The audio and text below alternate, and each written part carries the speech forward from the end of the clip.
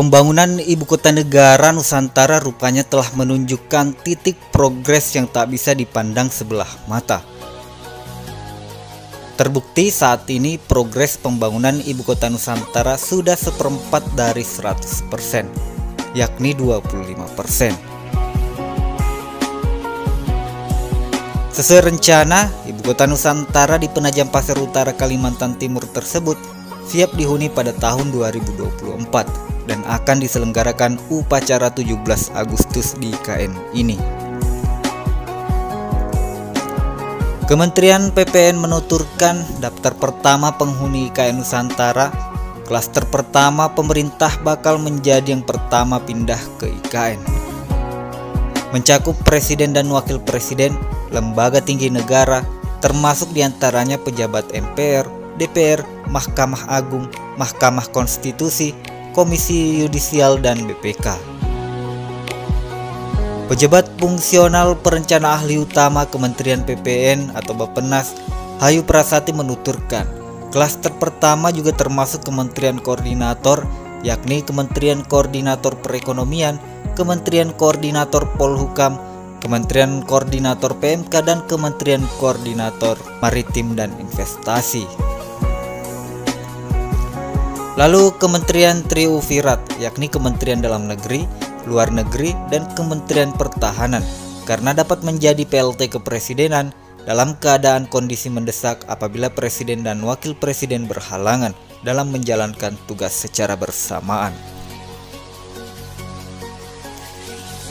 Selain itu, kementerian atau lembaga yang mendukung progres perencanaan, penganggaran, dan kinerja pembangunan yakni Kementerian PPN atau Bappenas, Kementerian Keuangan, Kemenpan RB, serta Badan Pengawas Keuangan dan Pembangunan. Selanjutnya, kementerian yang mendukung persiapan infrastruktur dasar di IKN yakni Kemenkominfo, Kementerian PUPR, Kementerian ATR atau BPN, lalu Alat Pertahanan dan Keamanan, serta kementerian atau lembaga negara yang mendukung penegakan hukum seperti Kemenkumham, TNI Polri, Kejaksaan Agung, dan sebagainya. Serta lembaga negara independen dan badan publik antara lain Bank Indonesia, Otoritas Jasa Keuangan, Lembaga Penjamin Simpanan, BPJS Kesehatan, dan BPJS Ketenagakerjaan. Pada kesempatan sebelumnya, Ferry Warjio selaku Gubernur Bank Indonesia menyatakan bahwa Bank Indonesia akan memulai persiapan perpindahan Bank Sentral ke IKN pada 2023 mendatang ini. Ferry menyebut bahwa Bank Indonesia menjadi salah satu lembaga yang lebih dahulu pindah ke IKN. Oleh karena itu, saat ini Bank Sentral sudah berada pada tahap akhir penyesuaian konseptual desain pemindahan ke IKN baru. Selaras dengan tahapan pemindahan ke IKN, Ferry menegaskan bahwa pihaknya akan berkoordinasi dengan pemerintah sesuai peta jalan perpindahan. Pemerintah juga telah menyiapkan rencana detail tata ruang untuk IKN Nusantara.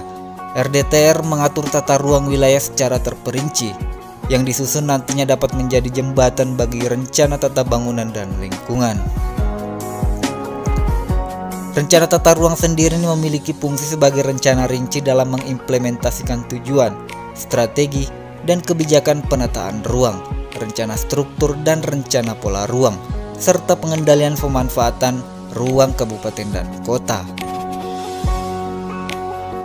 Sebelumnya, Menteri Agraria dan Tata Ruang atau Kepala BPN Hadi Tjahjanto menuturkan bahwa kawasan IKN memiliki 9 wilayah perencanaan. Sebanyak 5 diantaranya saat ini sudah selesai RDTR-nya, tinggal menunggu disahkan oleh Kepala Badan Otorita IKN. Prospek Ibu Kota Nusantara ke depan merupakan kota berkelanjutan dunia, serta sebagai penggerak ekonomi Indonesia di masa depan yang akan meliputi pusat pertumbuhan ekonomi baru dengan berbagai klaster.